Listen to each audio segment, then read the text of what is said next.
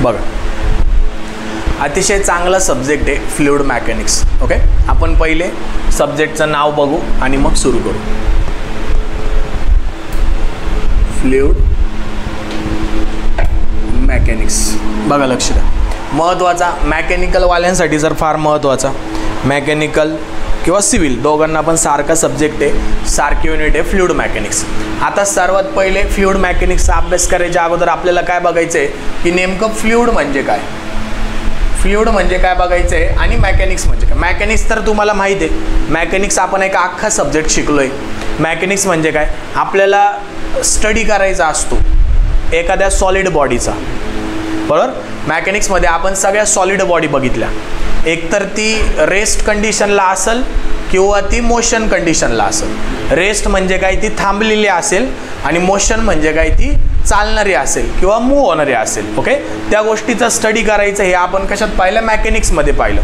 त्याचं मेकॅनिझम पाहिलं, त्या बॉडीला आपण इक्विलिब्रियममध्ये ठेवलं मेकॅनिक्समध्ये. तिचा फोर्स काय असतो, तिच्या स्ट्रेस काय असतात, रिॲक्शन्स काय असतात, सेंटर ऑफ ग्रॅव्हिटी काय असते, त्याच्यानंतर तुमचा एरिया काय असतो, किंवा मोमेंट ऑफ इनर्शियासुद्धा चॅप्टर होतं तुम्हाला मेकॅनिक्समध्ये, बरोबर. ह्या सगळ्या गोष्टी आपण बघितल्या मेकॅनिक्समध्ये. पण आता आपल्याला कोणाचं मेकॅनिक्स पाहिजे आहे, तर फ्लुइडचं मेकॅनिक्स पाहिजे आहे. आता फ्लुइड म्हणजे काय, फ्लुइड या शब्दाचा अर्थ काय, तर फ्लुइड म्हणजे असं सबस्टन्स, फ्लुइड म्हणजे असं सबस्टन्स की जे फ्लो होतं, वाहतं. फ्लुइड म्हणजे काय, द सबस्टन्स विच फ्लोज किंवा which has property to flow. म्हणजे फ्लुइड म्हणजे असं सबस्टन्स आहे की ज्याला प्रॉपर्टी आहे फ्लो व्हायची, त्याला मी काय म्हणतो, फ्लुइड म्हणतो. मग फ्लुइडमध्ये दोन टाईप पडतात. मग आता मला सांगा, अशा कोणत्या गोष्टी की ज्या फ्लो होता, एअर आणि वॉटर, किंवा वॉटर, पेट्रोल, डिझेल, रॉकेल, जे काय असेल ते, बरोबर. म्हणजे दोन गोष्टी ज्या फ्लो होता, म्हणजे असे सबस्टन्स की जे फ्लो होता, म्हणजे फ्लुइडचे दोन पार्ट पडतात. अगेन, एकाला आपण म्हणतो लिक्विड आणि एकाला आपण म्हणतो गॅस, बरोबर. मग लिक्विडमध्ये मग तुम्ही डिफरंट टाईप ऑफ लिक्विड म्हणू शकता. कॉमनली नोन लिक्विड म्हणजे वॉटर, त्याच्यानंतर पेट्रोल, त्याच्यानंतर ऑइल, त्याच्यानंतर जे काय असेल ते एक्सेट्रा. ओके, गॅसमध्ये तुम्ही सर्वात महत्त्वाचं जे असतं ते एअर, बरोबर. त्याच्यानंतर हायड्रोजन, त्याच्यानंतर कार्बन डायऑक्साईड, CO2 म्हणू आपण त्याला. ओके, आणि एक्सेट्रा. आता लिक्विडमध्ये सर्वात महत्त्वाचं म्हणजे जे आपण इंजिनिअरिंगचा अभ्यास करताना जे स्टँडर्ड फ्लुइड घेतो, स्टँडर्ड फ्लुइड म्हणण्यापेक्षा जे आपण स्टँडर्ड लिक्विड घेतो, तर ते कोणतं असतं, स्टँडर्ड लिक्विड वॉटर. कोणतं असतं, वॉटर. याला आपण म्हणतो स्टँडर्ड लिक्विड. आणि गॅस जर आपल्याला स्टँडर्ड घ्यायचा असेल, गॅस, स्टँडर्ड गॅस, तर आपण कोणता घेतो, एअर. स्टँडर्ड गॅस कोणता घेतो आपण, एअर. ओके, म्हणजे लक्षात ठेवा. ओरल आहे का तुम्हाला याला, एक्सटर्नल ओरल आहे वाटतं, तर बघा तर बरं त्याच्यात एक्सटर्नल ओरल आहे का तुम्हाला करिक्युलममध्ये, दिलंय का. पहिल्या पानावरच असेल बायफर्केशन मार्क्सचं. एक्सटर्नल ओरल असं काही दिलंय का, थेरी, प्रॅक्टिकल, ओरल.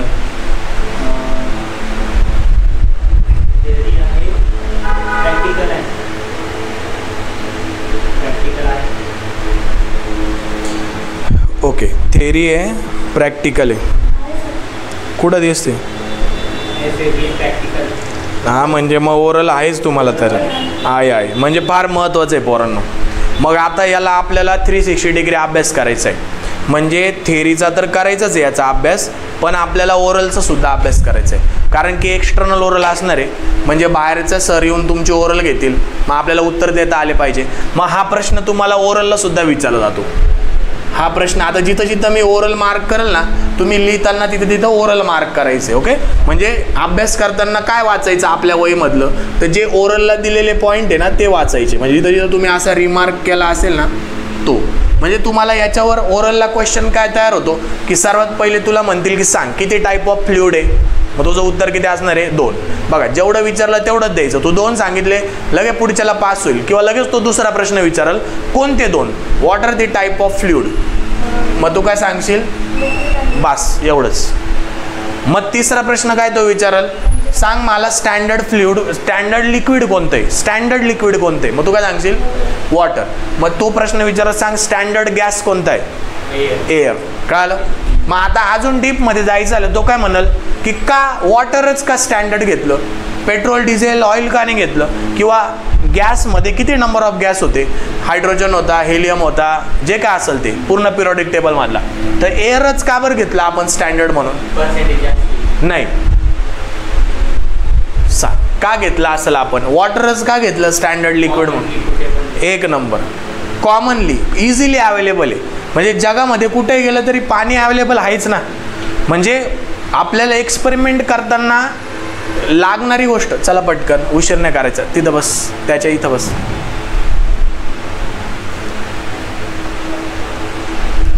आपल्याला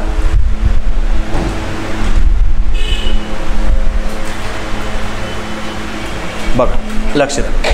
मग त्यांचा प्रश्न काय राहील की का वॉटरच घेतलं, तर मग काय सांगायचं वॉटर का घेतलं की सर इझिली अवेलेबल आहे, कॉमनली अवेलेबल आहे. म्हणजे जगात कुठेही गेलं आणि तुम्हाला फ्लुइडचा अभ्यास करायचा असेल, कुठेही जा तुम्ही, अमेरिकेत जा, रशियात जा, कुठेही जा, फ्लुइडचा अभ्यास करायचा असेल तर स्टँडर्ड फ्लुइड म्हणजे कोणतं घेणार, वॉटर, कारण की ते सगळीकडे इझिली अवेलेबल आहे. ओके.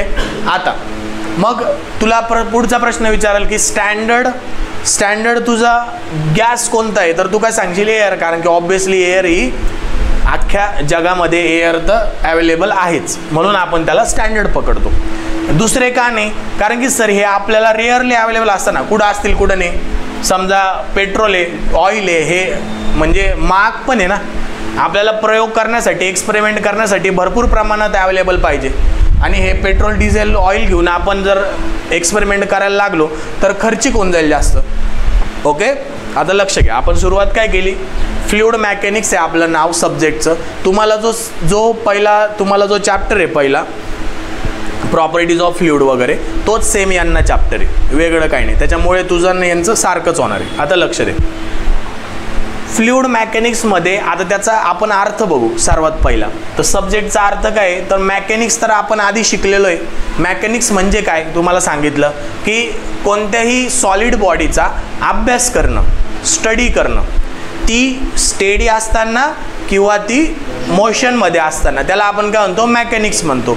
मेकॅनिझम किंवा मेकॅनिक्समध्ये काय करतो आपण, फोर्सेस फाइंड आउट करतो, त्याला इक्विलिब्रियममध्ये आणतो. आपण सेंट्रॉइड फाइंड आउट केला, आपण centre of gravity find out केली, आपण movement of inertia find out केला. म्हणजे ओव्हरऑल आपण जी सॉलिड बॉडी होती, म्हणजे मेकॅनिक्स शिकताना तुम्ही कधी असं पाण्याचा उल्लेख झाला का तुम्हाला, किंवा लिक्विडचा उल्लेख झाला का नाही, सगळ्या ज्या गोष्टी होत्या त्या सॉलिडच होत्या.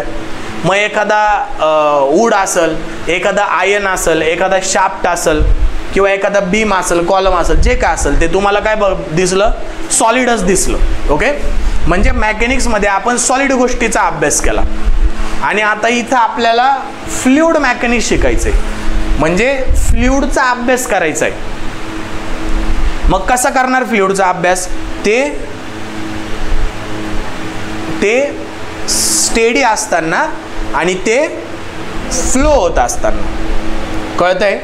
मग आता फ्लुइडचे सर्वात महत्त्वाचं, तुम्हाला पण एक्सटर्नल ओरल आहे याची फ्लुइड मेकॅनिक्सची, आता नाही झाली तुझी ओरल, म्हणजे आता परत द्यायची नाही ना, ठीक आहे. पण तरी जर फ्लुइड असेल तर ओरलला प्रश्न काय विचारता की किती टाईप ऑफ फ्लुइड आहे, मग तुझं उत्तर काय असणार आहे, 2 टाईप ऑफ फ्लुइड आहे सर. कोणते, एक लिक्विड आहे, एक गॅस आहे, बरोबर.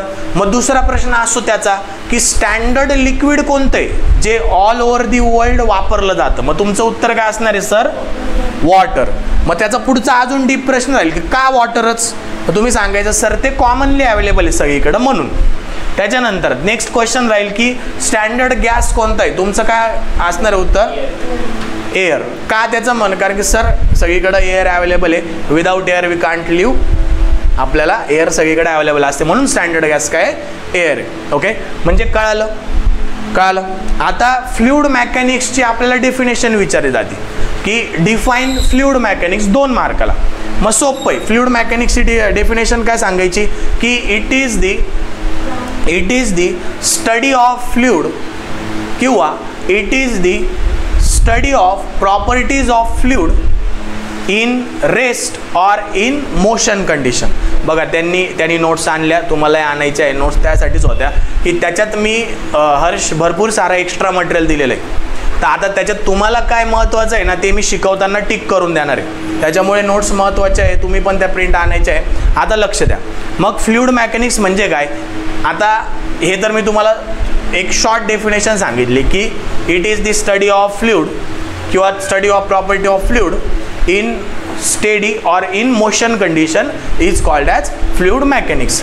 मग आता तुम्ही याला अजून जर तुम्हाला रंगवायचं असेल म्हणजे पेपरला जर मला मोठंच उत्तर लिहायचं आहे मग तुम्ही आधी 2-4 शब्द टाकायचे आणि नंतर 2-4 शब्द. म्हणजे काय, मग आधी काय टाकायचं की fluid mechanics it is the branch of mechanical engineering deals with study of behaviour of fluid. मग आता बिहेवियर म्हणजे काय, तर बिहेवियर म्हणजे ते रेस्ट कंडिशनला असेल किंवा ते मोशन कंडिशनला असेल. म्हणजे आता जर मी या बाटलीतलं पाणी घेतलं आणि याचा अभ्यास करायचा झाला तर हे सांगा रेस्ट कंडिशनला आहे का मोशन कंडिशनला आहे. सध्या रेस्ट कंडिशनला थांबलेलं आहे ना. अरे हवेने तर थोडंफार हालते पण थांबलेलं आहे ना.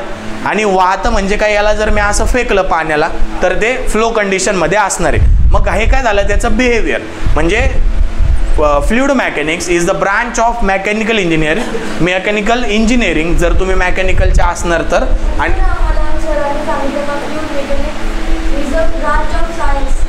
हां तेच म्हणतोय मी, सायन्स म्हणजेच इंजिनिअरिंग असतं. काय हरकत नाही, तुम्ही काही शब्द वापरला तरी चालणार.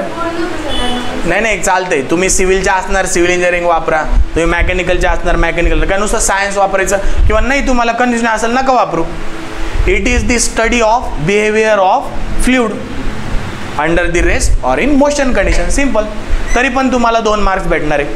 कळालं, फ्लुइड मेकॅनिक्स कळालं. मग ती डेफिनेशन तुम्हाला तिथं नोट्समध्ये दिलेली असेल मी बघ. आता नोट्सचं तुम्हाला पेज नंबर 24 काढायचं आहे.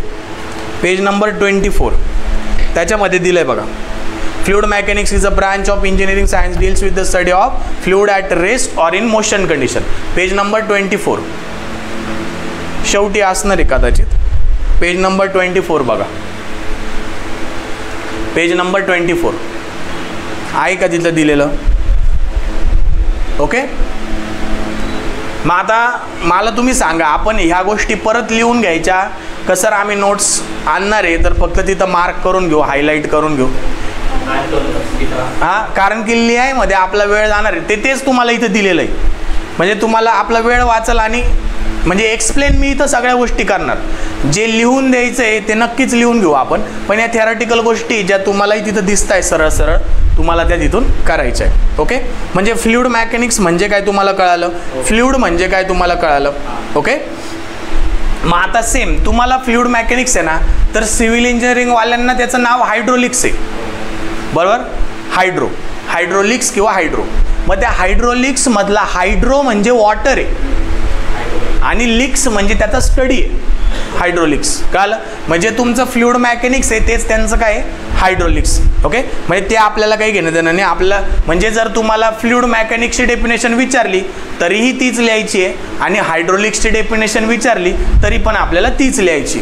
कळत आहे काय लिहिणार. It is deals with the behaviour of fluid. Check असं तुला 4-5 शब्द पुढं करायचे ते करायचे. आणि डील मेन वर्ड काय study of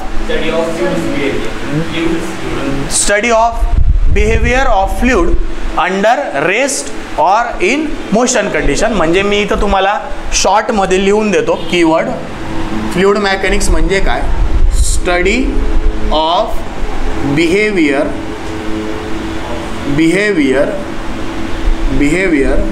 of fluid under rest और मोशन कंडिशन.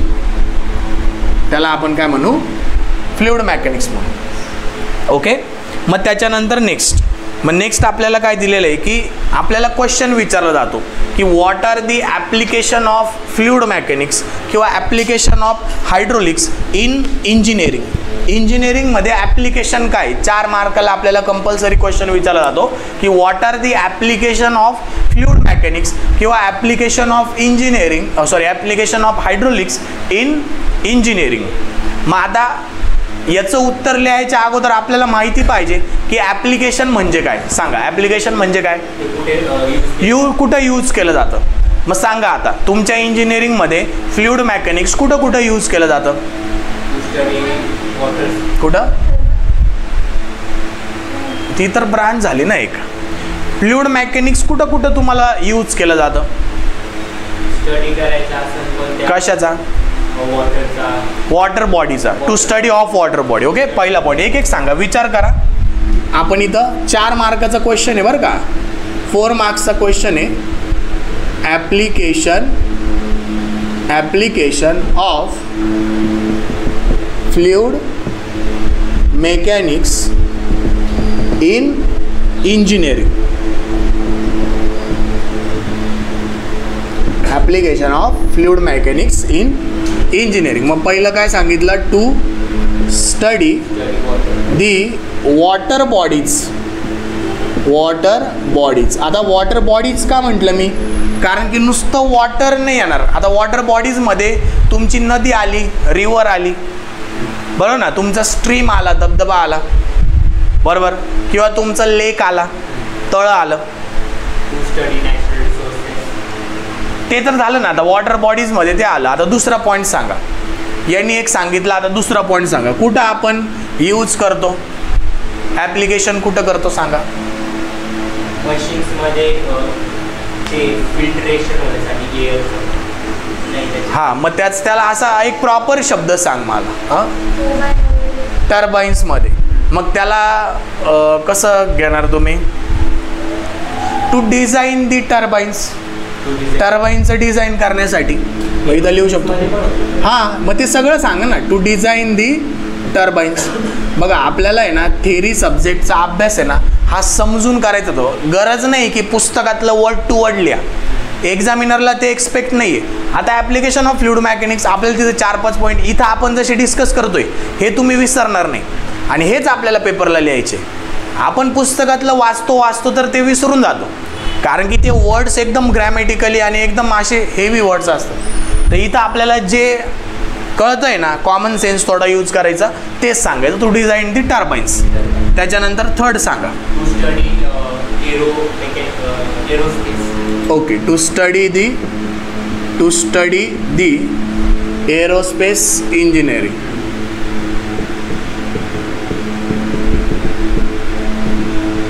पुढे सांग विशाखा. 4था पॉईंट सांगतो आता, कुठं यूज होते.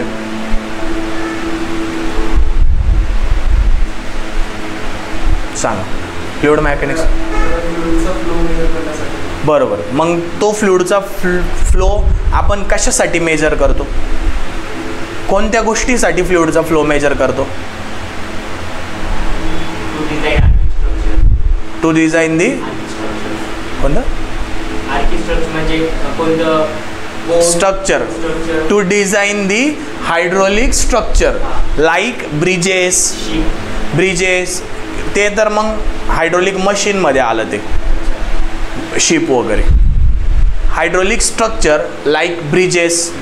त्याच्यानंतर एखादी भिंत बांधली आपण अंडर वॉटर, किंवा dams. To design the dam.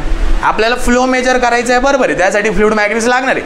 पण तो का मेजर करायचा, तर हायड्रोलिक स्ट्रक्चर डिझाईन करण्यासाठी मेजर करायचा, म्हणजे तिथं ॲप्लिकेशन आहे. मग काय लिहिणार इथं, to design the hydraulic structures like कोणते ब्रिजेस, त्याच्यानंतर डॅम्स, त्याच्यानंतर रिटेनिंग वॉल, त्याच्यानंतर वॉटर टँक. अजून आपण फ्लो कुठं फ्लो कशासाठी मेजर करतो, म्हणजे आपल्या घरात जे नळाला पाणी येतं ते पण वाहतच येतं ना, आणि ते पाणी कुठून येतं? पाईपातून येतं, बरोबर. आणि तो पाईप कशाला कनेक्ट असतो? मोठ्या मोठ्या मेन लाईन्सला कनेक्ट असतो. ती मोठी लाईन कशाला कनेक्ट असते? तुमच्या एरियातल्या स्टोरेज टँकला कनेक्ट राहते. आणि स्टोरेज टँकला पाणी कुठून येतं? जिथं वॉटर ट्रीटमेंट प्लांट आहे तिथून येतं, बरोबर. मग आपण ते लिहू शकतो, to design the water and sewage treatment plant, बरोबर ना. तिथं आपल्याला ॲप्लिकेशन आहे, to design the water and sewage treatment plant, to design the water and sewage treatment plant. कळालं. आणि अजून तुम्ही लिहू शकता, पण 4 मार्काला इनफ झाले. 4 मार्काला 5 पॉईंट लिहिले आपण, आपल्याला फुल मार्क्स भेटतील. कळालं. मग काय अवघड आहे? याच्यात आपण किती मार्काचा क्वेश्चन कव्हर केला? हा 2 मार्काचा क्वेश्चन एक कव्हर केला, त्याच्यानंतर हा 4 मार्काचा केला, 6 मार्क्स. आणि ओरलला आपल्याला हे विचारलं जाईल, तुला ओरल नाही पण या दोघांना तुम्हाला एक्सटर्नल ओरल आहे, तर आपण अभ्यास करणार 360 डिग्री सगळा, all over. Oral, submission, theory सगळा काही अभ्यास करताना नुसतं थेरीच नाही करायचं आपल्याला. म्हणजे काय प्रश्न येऊ शकतात ते पण आपण ओरलला बघू. चालतंय. लिहून घ्या एवढं. कळालं ना? काय नसेल कळत तर विचार, लिहून घ्या.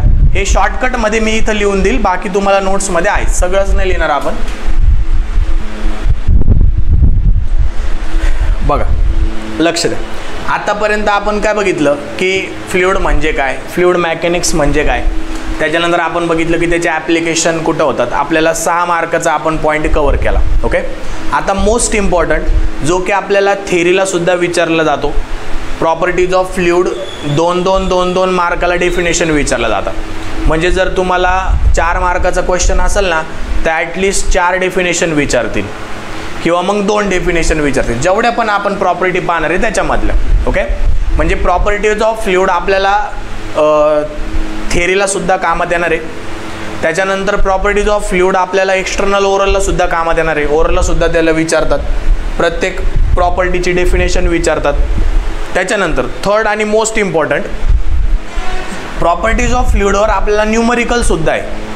म्हणजे ह्या युनिटवर न्यूमरिकल कोणते, तर प्रॉपर्टीज ऑफ फ्लुइडवर आहे. ओके. आणि न्यूमरिकल करताना आपल्याला विचारतात 100% प्रत्येक एक्झामला, मग ती गव्हर्नमेंट पॉलिटेक्निक असो का तुमचा MSBT असो, आपल्याला न्यूमरिकल प्रॉपर्टीज ऑफ फ्लुइडवर येणार म्हणजे येणार. आता त्या न्यूमरिकलमध्ये आपल्याला लक्षात काय ठेवायचं आहे, तर सर्वात पहिले त्याचा फॉर्म्युला लक्षात ठेवायचा आहे. त्याच्यानंतर त्याचं युनिट लक्षात ठेवायचं आहे की प्रत्येक प्रॉपर्टीला काय युनिट आहे, कारण की युनिटमध्ये आपल्याला फसवणार आहे.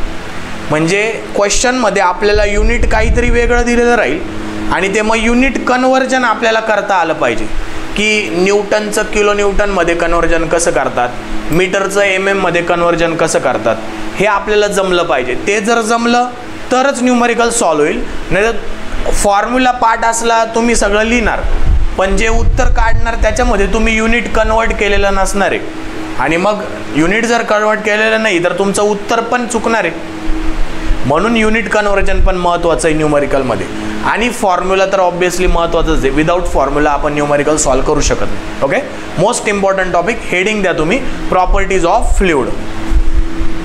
प्रॉपर्टीज ऑफ फ्लुइड सर्वात महत्त्वाचा प्रॉपर्टी, याला जितके स्टार करता येईल तितके स्टार करा. Properties of fluid most important topic आहे हा. Very IMP. Properties of fluid. आता सर्वात पहिली प्रॉपर्टी जी आपल्याला बघायची आहे ती म्हणजे डेन्सिटी. सर्वात पहिली जी प्रॉपर्टी बघायची आपल्याला ती म्हणजे डेन्सिटी. ओके.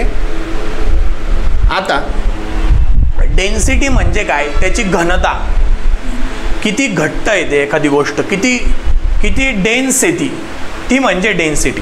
बरोबर. मग आता फ्लुइड प्रॉपर्टीज म्हणजे काय, सर्वात पहिले प्रॉपर्टीज म्हणजे गुणधर्म.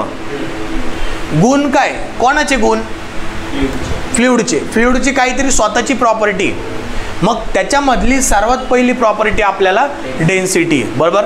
मग डेन्सिटीचा आपल्याला सिम्बॉल माहिती पाहिजे की प्रत्येक वेळेस आपण डेन्सिटी नाव नाही लिहिणार, मग ते पेपरला असो किंवा ते आपण नोट्स लिहित असताना असो किंवा न्यूमरिकल सॉल्व करत असताना असो, प्रत्येक वेळेस आपल्याला डेन्सिटी डेन्सिटी डेन्सिटी असं नाही लिहायचं आहे, आपल्याला त्याचा सिम्बॉल माहिती पाहिजे सर्वात महत्त्वाचं. मग डेन्सिटीचा सिम्बॉल काय, तर रो. बरोबर, डेन्सिटीचा सिम्बॉल काय, जर सिम्बॉल आपण बघितलं तर सिम्बॉल असणार आहे रो, RHO. पण असं पण नाही लिहायचं, रोला आपण असं कन्सिडर करतो, कळालं. मराठीतला 9 पण त्याला असं खालून हे करतो, रो. कळालं. डेन्सिटीचं सिम्बॉल काय, रो. त्याच्यानंतर आता डेन्सिटीचा आपल्याला फॉर्म्युला माहिती पाहिजे, फॉर्म्युला ऑफ डेन्सिटी, जो न्यूमरिकलला आपल्याला सर्वात महत्त्वाचा आहे फॉर्म्युला. मग rho is equal to mass upon volume. मग आता रो इज इक्वल टू, मासला आपण मॅकॅनिक्समध्ये शिकलोय कशाने डिनोट करतो, M आणि स्मॉल किंवा बिग, आणि वॉल्यूमला कशाने डिनोट करतो, V. म्हणजे rho is equal to M upon V म्हणू शकतो आपण. कळलं. मग आता आपल्याला युनिट पार्ट नाही करत बसायचं, आपल्याला बेसिक युनिट माहिती पाहिजे जे आपण मॅकॅनिक्समध्ये शिकलोय. मग मासचं युनिट काय, मास कशात मोजतो आपण, केजी, मास केजी. आणि व्हॉल्यूम कशात मोजतो,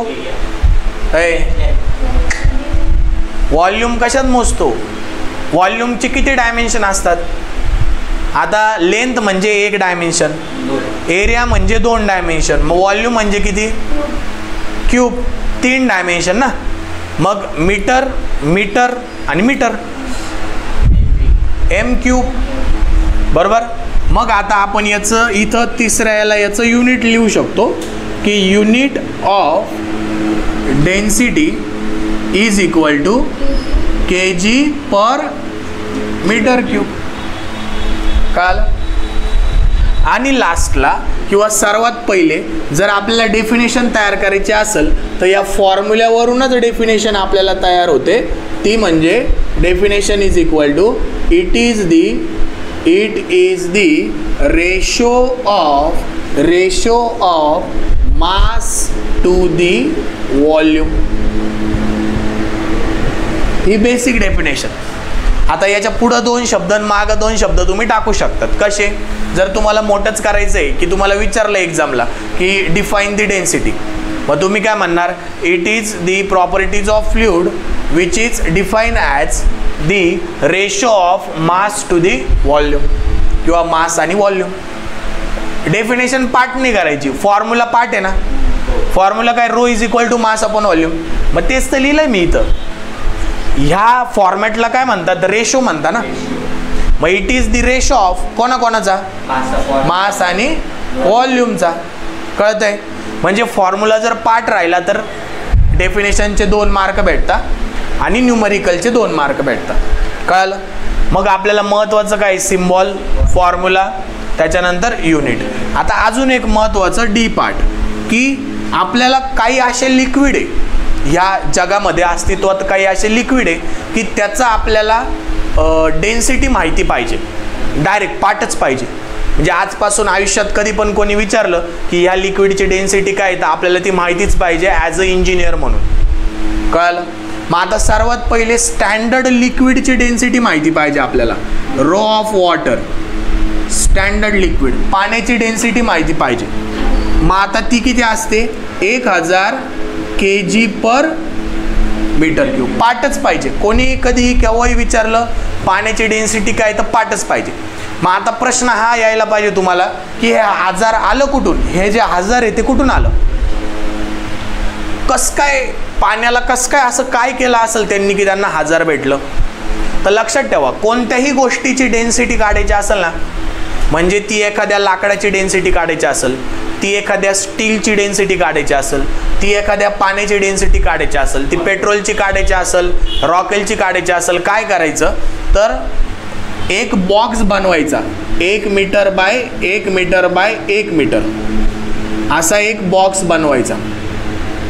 बॉक्स येतो ना बनवता आपल्याला, 1 metre by 1 metre by 1 metre, 1 metre by 1 metre by 1 metre असा बॉक्स बनवला. म्हणजे या बॉक्सचा व्हॉल्यूम किती झाला, 1 मीटर क्यूब. 1 metre cube. आणि याच्यामध्ये पाणी ओतायचं, पूर्ण पाणी भरायचं त्याच्यात आणि त्याला उचलायचं आणि वजन काट्यावर ठेवायचं. आणि तेव्हा त्याचं जे उत्तर भेटणार आहे आपल्याला ते 1000 किलो भेटणार आहे. आणि किती व्हॉल्यूममध्ये मोजलं आपण? 1 मीटर क्यूबमध्ये मोजलं, म्हणून ती 1000 kg पर मीटर क्यूब आली. आता तेच जर तुम्हाला पेट्रोलची डेन्सिटी मोजायची असेल किंवा एखादं ऑइल आहे, कंपनीमधलं ऑइल आहे, त्याची डेन्सिटी आला आपल्या कंपनीवर ऑइल, बॅरल आले मोठमोठे आणि आपल्याला त्याची डेन्सिटी मोजायची, त्याच्यावर लिहिलेली आहे पण आपल्याला काउंट करायची आहे.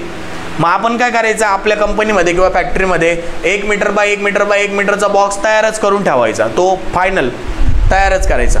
ते ऑइल त्याच्यात ओतायचं एकदम शिकोशिक, त्याला उचलायचं, जडच असणार आहे कारण की 1 मीटर म्हणजे केवढा राहणार आहे तुमचा, एवढा तरी 1 मीटर राहणार आहे. 1 मीटर असा, 1 मीटर असा, म्हणजे आता ही 300ची ना, हे बघ हा एवढा 3 फारच्या या अशा 1 मीटर आणि असा एवढा बॉक्स आहे, त्याला भरायचं आणि त्याला वजन काट्यावर ठेवायचं.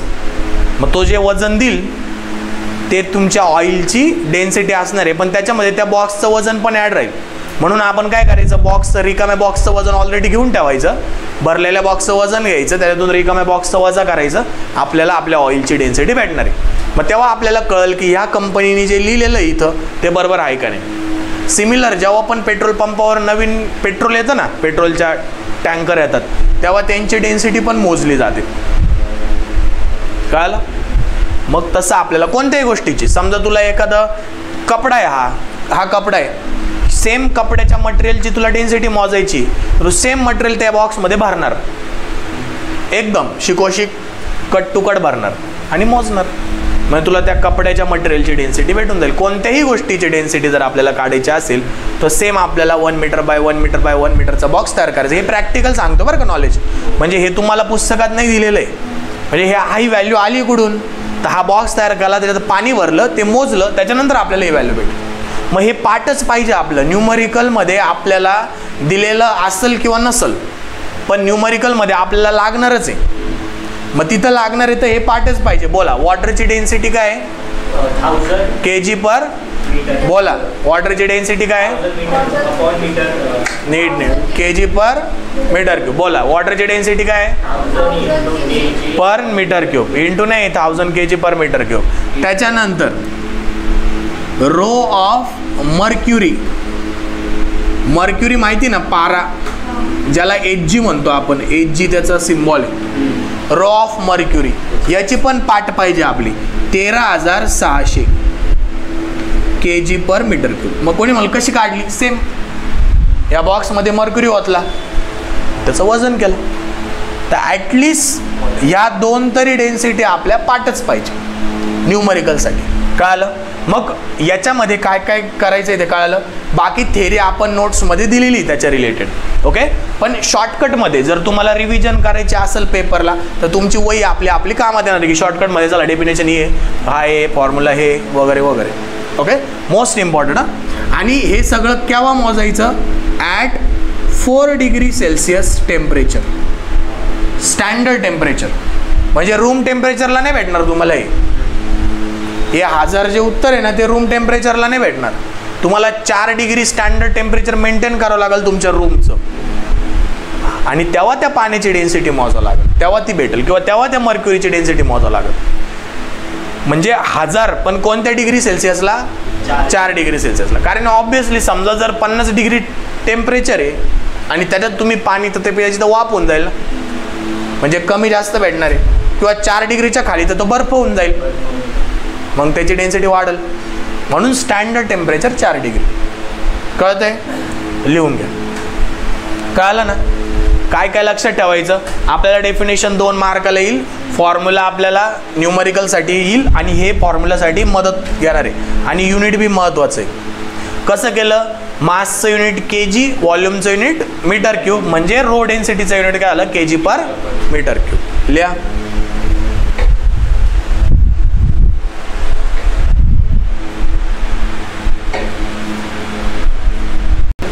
असंच बघा. आता वेट डेन्सिटीलाच आपण काय म्हणतो, स्पेसिफिक वेट म्हणतो, आणि त्याचा सिम्बॉल आहे गॅमा. असं 4 काढायचं आणि त्याला वरती अजून हा टोका असं थोडंसं वरती न्यायचा, हा झाला गॅमा. ओके, मग आता गॅमा डब्ल्यू पण म्हणू शकता कोणी कोणी, काय हरकत नाही.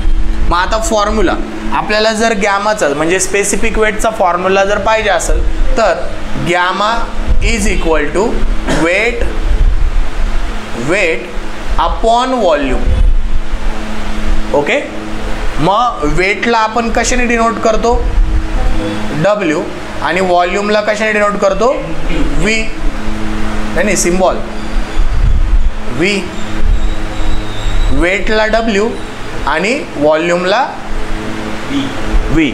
बरोबर, म्हणजे गॅमाचा फॉर्म्युला जर कोणी विचारला, स्पेसिफिक वेट किंवा वेट डेन्सिटीचा फॉर्म्युला जर कोणी विचारला तर आपण काय सांगणार, gamma is equal to W upon V. बरोबर. मग आता थर्ड याच्यात त्याच्या युनिटवर जाऊ आपण. युनिट मला सांगा, डब्ल्यूचं युनिट काय, न्यूटन किंवा किलो न्यूटन, न्यूटन किंवा किलो न्यूटन, आणि व्हॉल्यूमचं युनिट काय, मीटर क्यूब. म्हणजे unit of gamma is equal to newton per metre cube किंवा kilo newton per metre cube. Okay, आणि आता लास्ट आपल्याला जर त्याची डेफिनेशन करायची असेल तर सांगा, या फॉर्म्युलावरून डेफिनेशन सांगा. बरोबर बरोबर, it is the ratio of बोला वेट टू दी व्हॉल्यूम. मग त्याच्या पुढे 2-3 शब्द, मागं 2-3 शब्द, it is called as, it is define as वगैरे वगैरे तुम्ही लावू शकता. पण शॉर्टमध्ये लक्षात ठेवायचे असेल तर फॉर्म्युला पाठ करायचा, त्याच्यावरूनच डेफिनेशन आपल्याला बनवायची. ते सांगतो ना, युनिट कन्व्हर्जन येते, युनिट कन्व्हर्जन ते सांगतो, तो पार्ट येणार आहे आपला, याच्यानंतरच कव्हर करू. युनिट कन्व्हर्जन सर्वात महत्त्वाचं आहे. काय असतं, 1 किलो न्यूटन म्हणजे 1000 न्यूटन असतो. 1 किलो न्यूटन म्हणजे 1000 न्यूटन असतो. कन्वर्ट करायचं. ओके, मग आता कळालं का हे. आता याच्यात काय राहिलं, हां, चौथा पार्ट सर्वात महत्त्वाचा. काही असे स्टँडर्ड लिक्विड आहे त्याचा गॅमा आपल्याला माहिती पाहिजे, म्हणजे वॉटरचा गॅमा डब्ल्यू आपल्याला माहिती पाहिजे, गॅमा ऑफ वॉटर. तर तो काय 9810 Newton per metre cube, 9810 Newton per metre cube. Okay, हां, ते कसं करायचं सांगतो मी तुम्हाला. आता 5व्या नंबरला एक रिलेशन आपल्याला माहिती पाहिजे, म्हणजे एक्झामला आपल्याला विचारलं जातं relation between rho and gamma. अरे ते कसं, एकदम सोपं आहे बघा. आता आपल्याकडे वेट म्हणजे काय, वेट म्हणजे मास इंटू ग्रॅव्हिटी आहे. वेटचा अर्थ असतो मास इंटू ग्रॅव्हिटी. बरोबर. मग जर मी हे उचललं आणि इथं टाकलं तर काय होईल बघा, लक्ष द्या. गॅमा इज इक्वल टू, लक्ष द्या, डब्ल्यूच्या जागी एम इंटू जी टाकतोय आणि डिवाइड बाय व्ही करतोय. कळालं काय. मग आता एम अपॉन व्ही म्हणजे काय, एम अपॉन व्ही म्हणजे काय, रो आहे ना. म्हणजे मग मी इथं लिहू शकतो का की gamma is equal to rho into g, and this is your relation between rho and gamma. कळलं. G for gravity. मग याची ग्रॅव्हिटी काय, अर्थ, आपण अर्थवरच सगळं करतोय ना. मग ग्रॅव्हिटी ऑफ अर्थ 9.81 मीटर पर, बोला 9.81 मीटर पर सेकंड स्क्वेअर. सर म्हणजे याच्यामध्ये फक्त ग्रॅव्हिटेशनचा फोर्स. बरोबर. पण हे रिलेशन मोस्ट इम्पॉर्टंट आहे, जे आपल्याला कधी कधी एक्झामला 2 मार्काला सुद्धा विचारलं जातं की रिलेशन बिटवीन गॅमा अँड म्हणजे weight density and mass density, किंवा relation between specific weight and specific mass. कळालं. कळालं? म्हणजे याच्यामध्ये हे सुद्धा महत्त्वाचं आहे आपल्याला, बाकी हे तर पाठच करायचं आहे. ओके, मग हे आलं कसं रे? हे आलं कसं? जर gamma is equal to rho into g असेल तर gamma W is equal to rho of water into g ना. आणि रो ऑफ वॉटर काय पाठ केलाय तुम्ही? 1000. मग इथं मी 1000 पुट करू का? आणि ग्रॅव्हिटी काय? 9.8. मग हे काय झालं ना 9810. आलं का? कळालं का? कळालं कुठून आलं, कसं आलं, इतिहास भूगोल सगळं कळालं त्याचं. चला लिहून घ्या. काय डाऊट असेल तर विचारा.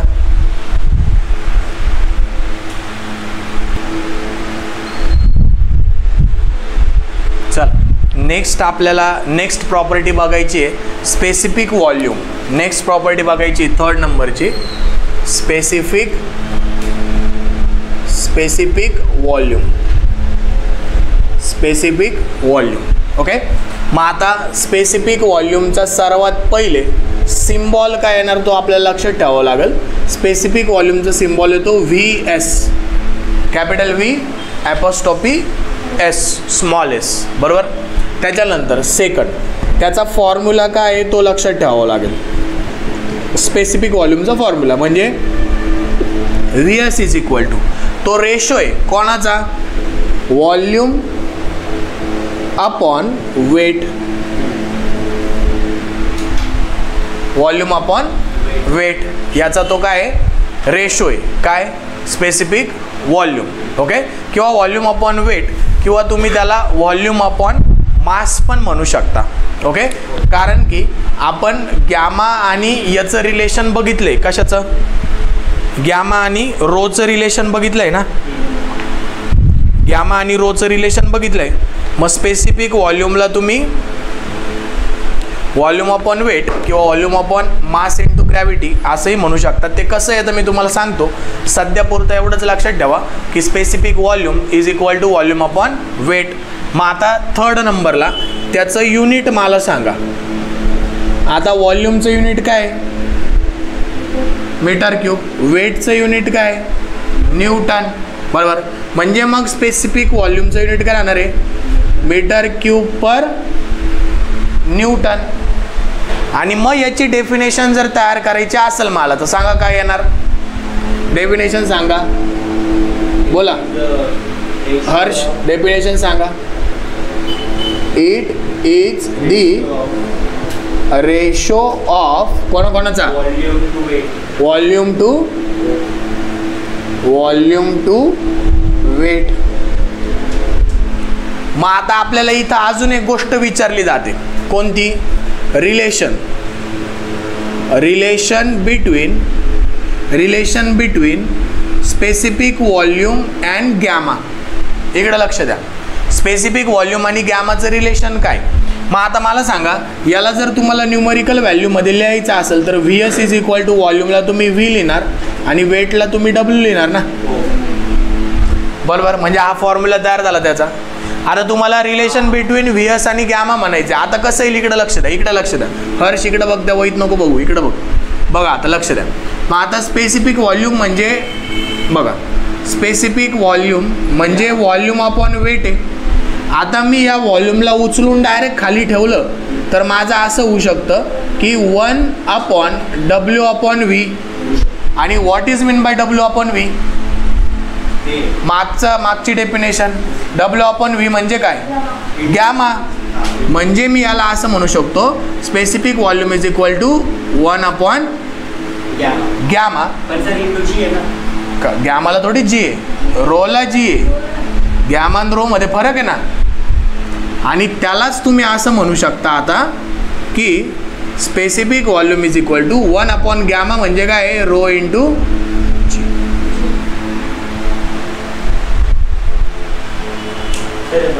हा व्हॉल्यूम खाली उचलला W/V झालं, इथं 1 उरला. मग W/V आपण मागचीच प्रॉपर्टी बघितली स्पेसिफिक वेट. W/V म्हणजे गॅमा, मग तो गॅमा. मग हे रिलेशन झालं स्पेसिफिक व्हॉल्यूम आणि गॅमा मधलं. आणि गॅमा म्हणजेच रो इंटू जी असतं, तर स्पेसिफिक व्हॉल्यूम आणि रो मधलं हे पण रिलेशन झालं. मग गॅमा किंवा इथं तुम्ही रो म्हणू शकता. तो काय केला?